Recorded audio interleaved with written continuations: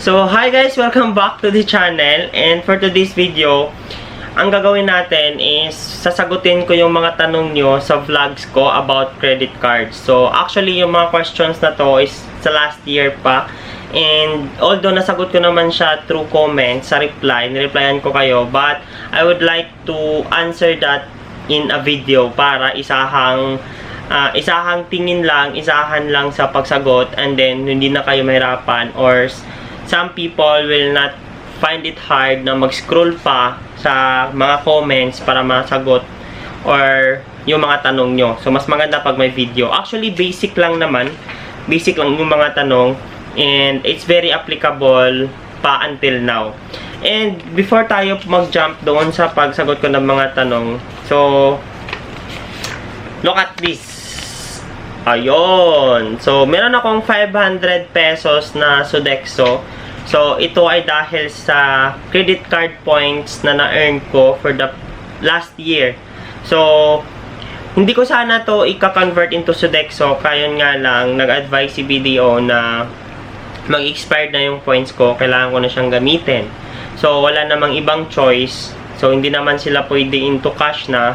Or pwede ko siyang mabayad or bayad sa credit card ko. Yan yung ginagawa ko eh. Pag may points ako, pinabayad ko sa credit card ko na lang. So, hindi na pwede yon. So, kaya kinonvert ko na lang sa Sodexo. So, pag ginamit nyo sa maayos yung credit card nyo, pag mahilig kayo mag-shopping, which is good, so meron kayong equivalent na points and pwede mo siyang makonvert. Yun yung kagandahan pag meron ka ring credit card. But, palala lang din sa mga in-advise ko din to sa inyo is do not spend more than you earn. Kumbaga, huwag kayong mag-spend na more. Tama. So, kumbaga, spend below your means. So, kung ano lang yung kinita nyo, wag nyong pasobrahan. For example, yung salary 50,000, tapos yung credit limit ng credit card nyo 40,000. So, wag nyo ubusin yung 40,000 kasi nga, yung salary mo 20,000 lang, ano pabayad mo sa sobra. So, yun lang, basic lang, common sense lang, but yun nga, dahil sa impulse buying, marketing strategy ng mga company, lalo na may Lazada, online shopping, so hindi mo may iwasan. But, discipline lang talaga. Kailangan you need to remind yourself, you need to have a top priority kung ano yung wants and needs mo in life. So, okay, let's proceed to the Q&A na. So, question number 1. Nagbayad ako from one of my accounts to my CC using BDO mobile app. I received a confirmation that the transfer has been made, pero upon checking, di pa nabawasan ang outstanding balance ko. Paano malalaman if the transaction went through? So, unang-una, pag mobile banking yung gagamitin mo, maliles agad yung pera doon sa debit card mo. So, and then yung pangalawa naman, nalalaman mo pag nag-went through yan after 24 hours. So, i-check mo siya after 24 hours kasi hindi naman siya, unlike kasi pag debit to debit card, ma-deposit o matatransfer yung pera agad real time. Pag sa credit card kasi, it will take 24 hours. Pag mobile app. Pag BDO to BDO. Pag other cards naman, meron pa yung clearing or it takes 3 days. So, and magti-text din naman yan sa'yo. So, pag after that, 24 hours, hindi siya magki-credit o hindi nababawasan yung balance mo. Pag hindi nababawasan yung balance mo, you can call the BDO na or the customer service. And then, yung number 2 naman is, number 2 na question is, pag BDO credit card gold, may annual fee po ba? Yes po. So, lahat ng credit card, meron po siyang annual fee, pero waive yung annual fee in the first year. For example, kumuha ka ng credit card this year, 2021. So, 2021 to 2022, wala siyang annual fee. Pag 2023 ka na, magkaroon ng annual fee. Diba?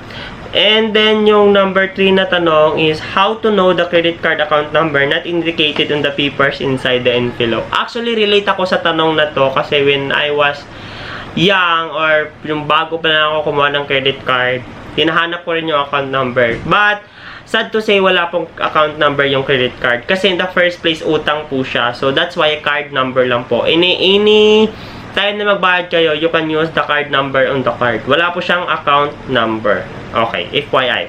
And then, yung number 4 naman, Hi, ask ko lang po, nagbayad na ako sa CC ko gamit ang online bank, pero pag check ko ganun pa din ang statement of account, wala pa din na bago. Pero may confirmation na pong pagbayad ko. Paano po yon? So actually, same question siya sa number 1. So it will take 24 hours po. Remember, every time magbayad kayo sa credit card, it will take 24 hours before ma-credit doon sa credit card nyo. So kasi hindi siya debit card. Na automatic siya, real time siya na magre-reflect. Although yung pera sa mobile banking nyo, sa online bank nyo, mababawa siya agad. But it will credit after 24 hours. Ayun. And then yung number 5 po, may credit card ako, BDO, yung bill ko through text email. Paano po ma-open yung email? Di ko ma-open, thank you.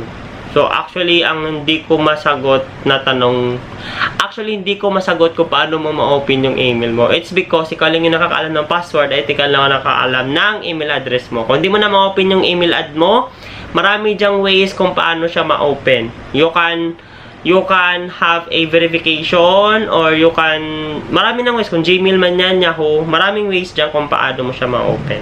So, if through text naman, yun pa naman siyang text, so wag mo na lalahin mo na yung email ad. Ang gagawin mo na lang dyang advice ko is, kung di talaga ma-open yung email, is tawagan mo yung customer service ng bank and then, palitan mo yung email ad na nakaregister doon. Diba? And then, yun, dahil gawa ka na bagong email, then palitan mo yung email ad na nakaregister doon. Next question. Hello po, may binigay po na CC ang BDO sa akin. Nagamit ko na din po. Saka nakapagbayad na din through online. Pero may nag-text pa din po ang BDO sa akin na kailangan ko bayaran. Paano po yon? Actually, this is a very good question kasi when I was young or when I was just starting having my credit card, confused talaga ako nito dati kasi nakapagbayad na ako pero panay pa rin sila na text lalo na pag hindi pa umabot yung due date. So for example, kumbaga reminder lang yan na nabayaran mo na yung credit, na kailangan mo bayaran yung credit card mo. But magsasabi naman yan, if payment has been made, please disregard this text. So nagre-remind lang kasi yan si credit card na for example, due date mo is June 28. So mga 1 week dan before, magre-remind yan sila na due mo na. So kahit nabayaran mo na siya, magre-remind pa rin yan sila. Kasi nga, it's a system generated. So, kumbaga, system generated, yung gumagawa nun is computer. So, regardless, kung pag na-pay mo na yung credit card mo, wag mo nang pansinin. So, i-monitor mo na lang siya online na na-credit na yung credit card or na-credit na yung pera na binayad mo para ma-secure ka or maging kampante ka na nabayaran mo na siya. And then, yung next question is, bago lang po akong BDO credit card holder. Paano po kaya malagyan ng password ang CC? Sana manotice nyo po. Thank you. So, actually, this is sorry na tawa ako sa question, but sad to say, hindi po pwede malagyan ng password yung credit card. At pwede mo siya malink sa mobile banking mo, and then yung mobile banking mo, meron siyang password or PIN. So, yun. And then, yung next question, ask ko lang po if nag-due ka sa credit card at nakalimutan mong bayad, ano po dapat ang babayaran? Ang outstanding balance or ang minimum amount or both? This is a very, very good question kasi yung binibigay lang sa atin na credit card na sinisingil niya is your amount due is 2,000 pesos. Your outstanding balance is 38,000 pesos and then yung amount due is 2,000 pesos, which is very far doon sa outstanding balance. So, ang masuggest ko talaga and dapat nyo talagang gawin is pay the outstanding balance, not just the minimum due. Kasi pag ang bayaran mo lang is minimum due, Diyos ko, mag-i-incur ng interest yung remaining balance. Yan yung nangyari sa akin. Kasi dati, nung first pa lang ako na merong credit card, yung binabayaran ko lang is minimum due. Nagtataka ako, every time magbayad ako, every time darating yung bill sa akin, parang walang bawas yung credit card due ko. Yun pala, nag-i-incur ng interest charges or finance charges yung remaining balance and then mag-accumulate siya. So, kumbaga, yung binayad ko lang pala, isakto lang sa interest. So, hindi ko nabayaran yung capital. So, I really suggest na pag magbayad ko sa credit card, paid it in full. Kaya sabi ko nga sa inyo, huwag kayong maggumastos ng credit card limit nyo, huwag nyo bossing credit limit nyo kung hindi nyo naman siya kayang bayaran in just 1 month. Diba? So, unless ipapa-installment nyo siya, pero kahit ipa-installment nyo siya, meron pa rin siyang interest charges. Pero may mga merchant na promo na walang interest charge within 6 months, within 3 months, yun. So, yun. Bayaran nyo talaga yung full. So, learn it from me, guys. Diba? And then, yung another question is, hi sir, ask ko lang, pinadalhan kasi ako ng credit card ng BDO. Paano pa gamitin at magkano annual fee niyan? Kasi kung may bayad, ipakat ko na lang. Salamat at sasagot po. So ngayon, lahat ng sabi ko sa kanina, lahat ng credit card mayroong annual fee, and then waive pay yung annual fee niya for 1 year. So the next year ka na lang magbayad ng annual fee. Pero ito kasi pinadalhan ka kasi yung it's either good yung credit standing mo or yung debit standing mo or yung savings account mo sa BDO. So, pag hindi mo siya gagamitin, you can call the customer service or you can go to the BDO na ipakat mo yung or ipa-close mo yung BDO na credit card na pinadala sa'yo. Or just leave it. Kung hindi mo siya i-activate naman, hindi naman yan siguro mag-incur ng annual fee. Ayun. And then, yung pinaka-last na tanong is, what if I just activated my BDO credit card? Will I need to pay for its annual fee na agad? Pag ma-activate mo na yung credit card BDO mo, that's the time na